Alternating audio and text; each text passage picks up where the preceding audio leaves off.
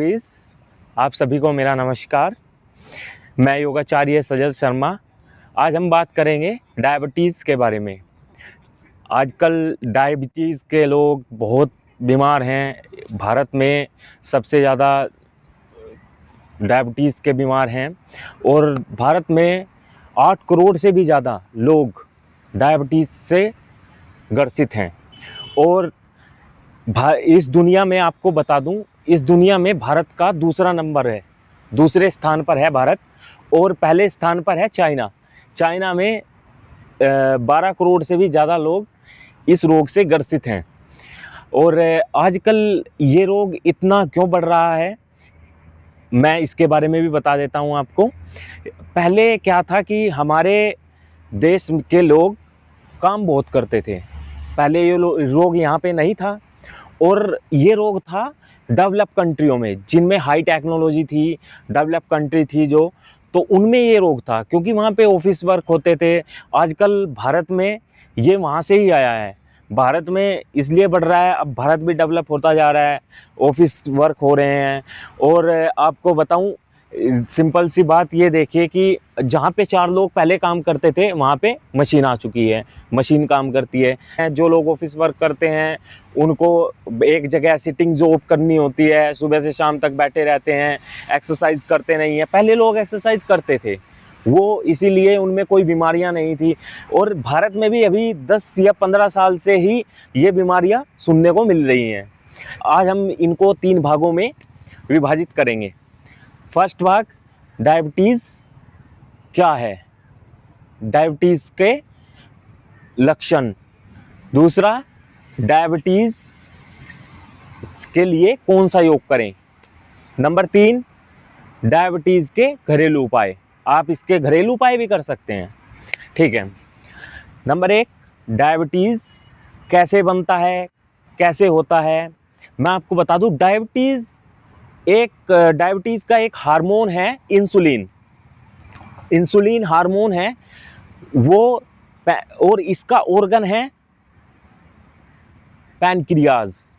Pancreas से insulin बनता है, इंसुलिन हमारे रक्त में मिलता है जाके। और ज़्यादातर आपको बताऊं, लोगों का जो आजकल बढ़ रहा है वेट गेन की वजह से, लोगों में वेट बहुत ज़्यादा हो गया है। जो मतलब पहले सपोज करो आप, जिस किसी का 24 ईयर की एज है, 24 ईयर्स में उसका वेट 60 केजी है। अब उसकी एज है 34, उसका वेट है 90 केजी। अब 90 केजी वेट में इंसुलिन उतना ही है जितना कि 24 में था, 24 एज में था। 24 एज में उसका वेट था 60 केजी। 60 केजी में इंसुलिन था उसकी बॉडी के हिसाब से, उसके वेट के हिसाब से, लेकिन इतना ही इंसुलिन उसे 90 केजी में मिल रहा है। प्रॉब्लम ये है, इंसुलिन उसे उतना चाहिए जितना उसका वेट है, ठीक है। लेकिन ये एक ऐसी बीमारी है जिसका अभी तक प्रॉपर कोई ट्रीटमेंट मेडिकल में नहीं है। मेडिसिन ले सकते हैं, मेडिसिन से आपका डाउन हो जाएगा शुगर, पर फिर आपको तो हैबिट पड़ चुकी है, आपको तो बिल्कुल सही चाहिए। लेकिन मेडिसिन से 2 दिन डाउन रहेगा, तीसरे दिन फिर शुगर लेवल बढ़ जाएगा। लेकिन इसके लिए आप फिजिकल एक्सरसाइज कर सकते हैं, योगाभ्यास कर सकते हैं। योगाभ्यास करने से आपका शुगर लेवल मेंटेन रहेगा। योगाभ्यास बहुत ज़रूरी है लाइफ में। और आपका वेट लॉस भी होगा। वेट लॉस हुआ, नॉर्मल आपका शुगर लेवल भी मेंटेन रहेगा, ठीक है। आपको मैं बता दूं इसके कुछ अभ्यास जो आपको कंटिन्यू करने हैं, परमानेंट करने हैं, ठीक है।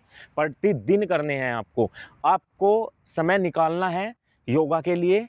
प्रतिदिन 1 घंटा आपको योगाभ्यास करना है। जो डायबिटीज़ के बीमार हैं, आजकल मैं आपको बताऊं इतनी तेज़ी से ये रोग फैल रहा है, आगे जाकर आपको ये रियलाइज़ होगा 50 से 60 साल के आसपास, 50 साल के आसपास। आजकल तो लाइफ वैसे भी कम हो चुकी है, हमारा खान पान ऐसा नहीं रहा जैसा पहले था, लेकिन 50 के आसपास आपको बहुत रियलाइज़ होगा इसके जो साइड इफ़ेक्ट आपको दिखेंगे, आपके आँखों पे दिखेगा, आपकी आँखों में सबसे ज़्यादा साइड इफ़ेक्ट आएगा इसका, फिर आपकी स्किन पे आएगा। और आपको बताऊँ, इससे धीरे-धीरे जब ये बीमारी खून में मिल जाती है, जब इंसुलिन कम होता है और आपका शुगर लेवल बढ़ जाता है, ब्लड में मिल जाता है, ब्लड से सारे ऑर्गन हमारे जुड़े हुए हैं, जैसे हार्ट हो गया, आपका लंग्स हो गए, ठीक है, किडनी हो गई, ये सब ऑर्गन हमारे ब्लड से जुड़े हुए हैं। अब ब्लड में शुगर है, शुगर सभी उसमें जाएगा, सभी ऑर्गन्स में जाएगा, तो इसका डेफिनेटली सभी ऑर्गन्स को नुकसान होगा। कल आपको किडनी का भी प्रॉब्लम आएगा, कल आपको हार्ट का भी प्रॉब्लम आएगा, कल आपको लंग्स का भी प्रॉब्लम आएगा, ठीक है। बस मैं यही कहना चाहता हूँ आपको इसके बारे में कि आप योगा अभ्यास रोज करिए, और हम आपके लिए तैयार हैं, आपको हर तरह की वीडियो बनाएंगे आपके लिए। आप हमारी वीडियोस देखिए, कंटिन्यू योगा कीजिए, नए नए आसन हैं जो इसके हम आपको बताएंगे प्रतिदिन, ठीक है। अब हम सेकंड राउंड उस पे आते हैं। इसका सेकंड स्टेप है योगासना, कौन कौन से योगासना करने चाहिए। अब हम बात करेंगे इस बीमारी को मेंटेन करने के लिए कौन कौन से योगासना करने चाहिए, ठीक है। सबसे पहले मैं आपको बताऊं, सबसे पहले हम करेंगे मंडूकासन। मंडूकासन, फ्रॉग पोज, इंग्लिश में इसका नाम है फ्रॉग पोज। मंडूकासन हमारे पैनक्रियाज से इंसुलिन को बढ़ाता है। पैनक्रियाज पे थोड़ा सपोर्ट मिलता है हाथों का, उससे इंसुलिन बढ़ता है, ठीक है। अब मैं आपको बताता हूं, सबसे पहले अपने लेग्स को बेंड कर लीजिए, ये है वज्रासन। वज्रासन में बैठ जाइए और फिर अपने हाथों की अपनी फिंगर्स को बेंड कीजिए और अपने थंब को, अपने हाथ के अंगूठे को फिंगर्स के नीचे ऐसे बना के रखना है, ठीक है। फिर अपने दोनों हाथों से पुश करेंगे अपने नाभि के बराबर वाले हिस्से में, अपने एब्डोमेन पे, ठीक है। और पुश करते हुए सांस लेंगे, यहां से हमारा फैट अंदर जाएगा, पेट अंदर जाएगा सांस लेते हुए, पेट अंदर जाएगा और फिर हम सांस छोड़ते हुए आगे की तरफ जाएंगे, झुकेंगे, बेंड फॉरवर्ड।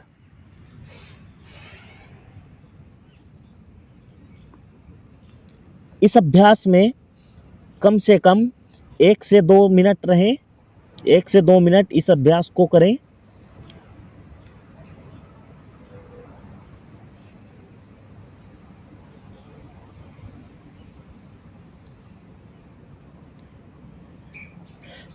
नीचे जाने के बाद सांसों को नहीं रोकना है, इनहेल एक्सहेल करते रहिए। नॉर्मल अपनी सांसों को सामान्य कर लीजिए, नॉर्मल ब्रीथ।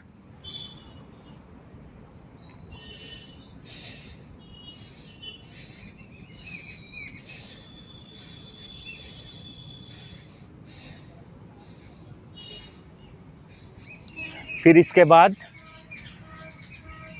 2 से 3 राउंड इसके कीजिए, इस आसन के, और फिर इसके बाद अपनी लेग्स को यहां से ऐसे ओपन करेंगे, दंडासन में बैठेंगे, यह है दंडासना। अब हम करेंगे पश्चिमोत्तानासन। अब यहां से पश्चिमोत्तानासन के लिए हमें दोनों हाथों को सांस लेते हुए ऊपर उठाना है। Inhale, raise your both hands up,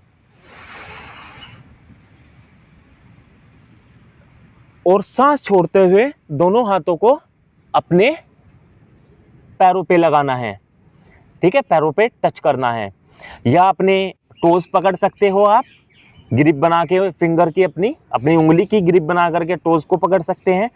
और स्टार्टिंग में आपसे इतना नहीं जाया जाएगा, आपका जहां तक भी आपकी अक्षमता है आप वहां पे रोक के रखिए और नॉर्मल ब्रीथ, सांसें सामान्य रखिए, उससे अपनी बॉडी के साथ कोई जोर जबरदस्ती नहीं करनी है आपने। और आप इसमें कम से कम 1 मिनट होल्ड करके रखिए यहाँ पे।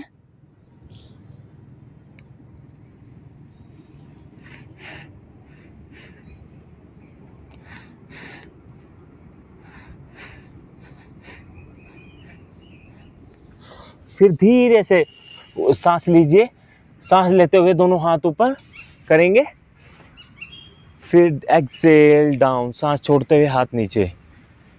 इस आसन को आपको 3 से 4 बार करना है, 1-1, 2-2 मिनट के राउंड पे।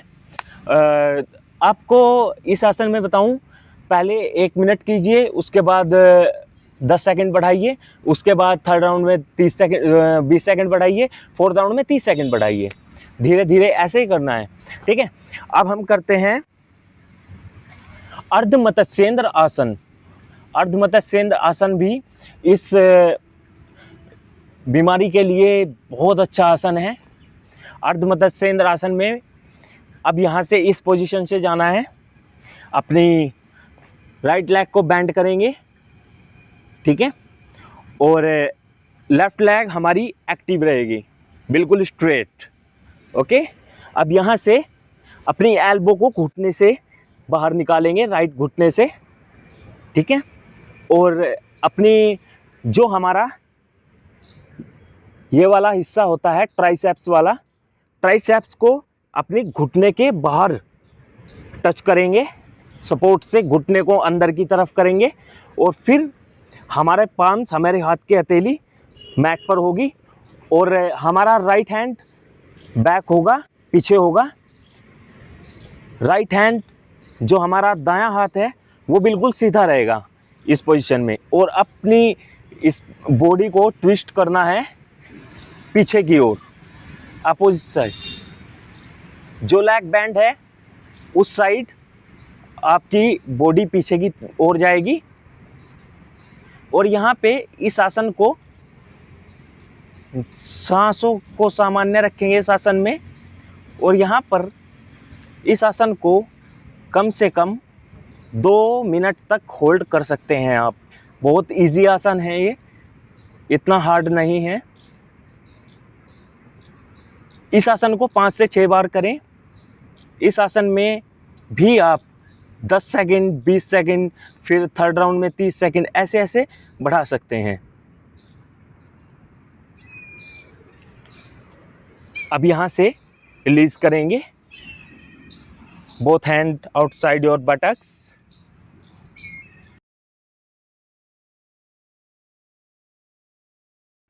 अभी हमने ये राइट लेग से किया था, अब हम करेंगे लेग से करेंगे चौथा आसन, नंबर 4, जाथरा परिवर्तन आसन।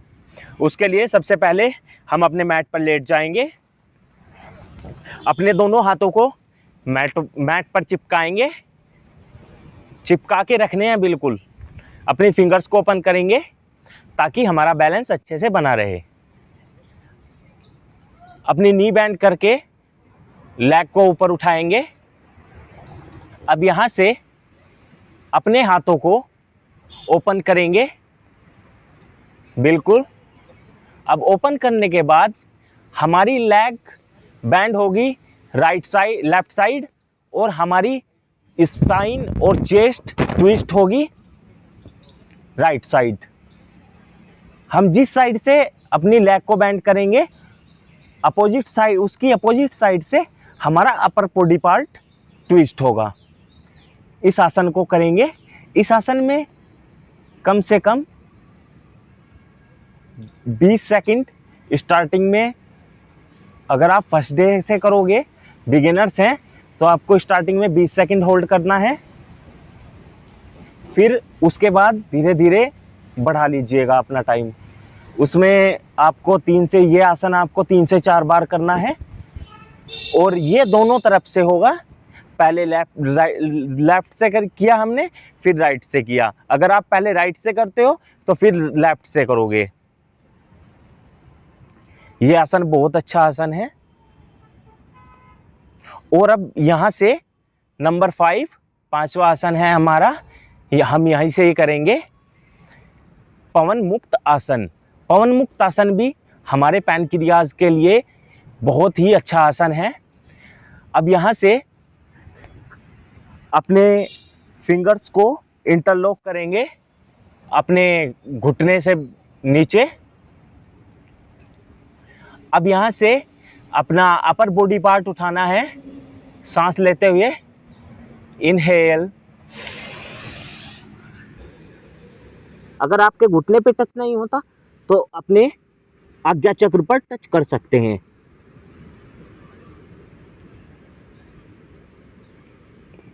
नॉर्मल ब्रीथ, सांसों को सामान्य करना है और इस आसन में आपको कम से कम 30 से 40 सेकंड तक रहना है। यह आसन आपको 4 से 5 बार करना होगा। यह बहुत अच्छा आसन है पेट के लिए। अब धीरे से रिलीज करेंगे इस आसन को।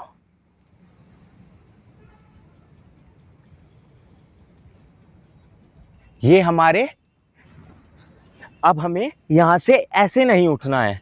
लोग ऐसे उठते हैं, ऐसे नहीं उठना है। ये उठने का तरीका हमारा बहुत गलत है। ऐसे हमारी स्पाइन में भी झटका आ सकता है। हमें सबसे पहले उठने के लिए, अगर हम सो भी रहे हैं, नॉर्मल लेटे हुए होते हैं, तो हमें सबसे पहले उठना है। कैसे उठना है?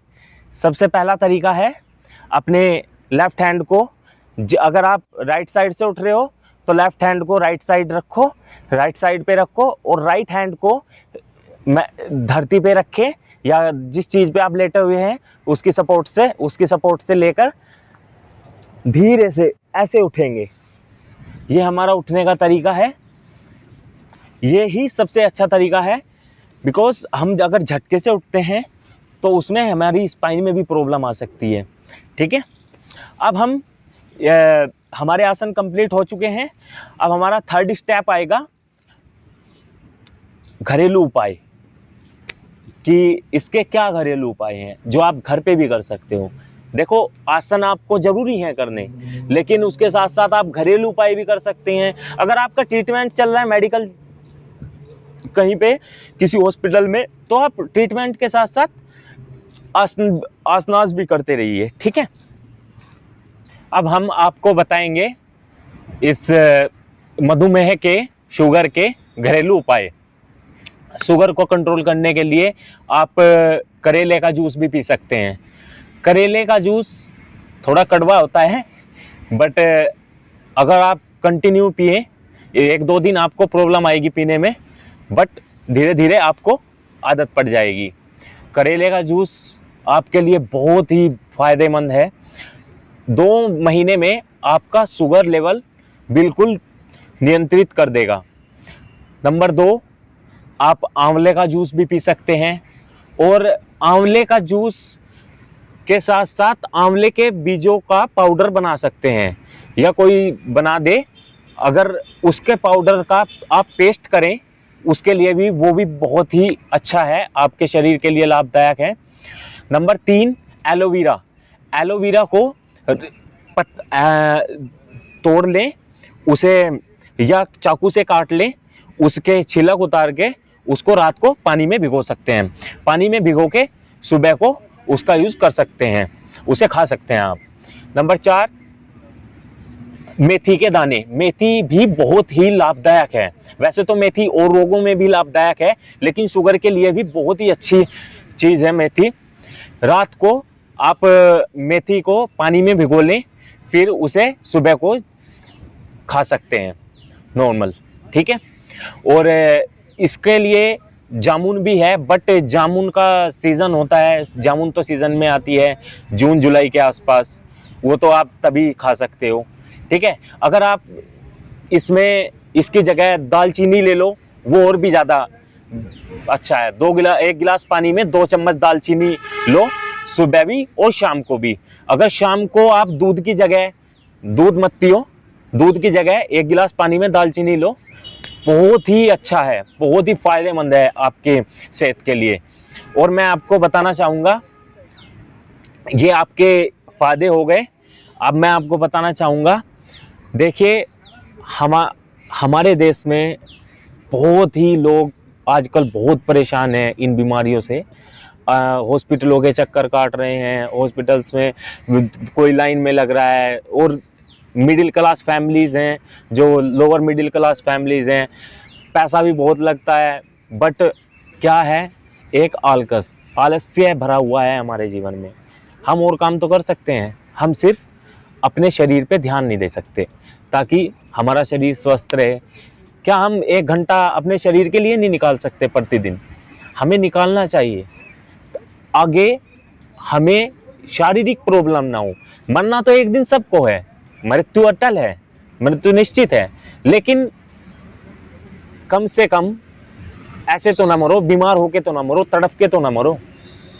मरना ही है, एक अच्छी खासी जिंदगी जियो, फिटनेस के साथ रहो, फिटनेस करो, रोज योगा करो, फिट रहो। अगर आप रोज योगा करोगे ना, इस बात का मैं दावा करता हूँ 100% गारंटी के साथ कि आप कभी भी बीमारी से नहीं मरोगे। ठीक है, मैं आपसे अनुमति लेता हूँ अब जाने की। मैं आपको लास्ट बात बताना चाहता हूँ, आप हमारे चैनल को सब्सक्राइब करें या ना करें, आपको वीडियो अच्छी लगी हो, देखिए हम इस चीज़ के लिए फोर्स नहीं करेंगे, लेकिन इतना जरूर कहेंगे कि आप योगा कंटिन्यू करें। आप स्वस्थ रहें, खुश रहें, ईश्वर की कृपा आप पर हमेशा बनी रहे। धन्यवाद।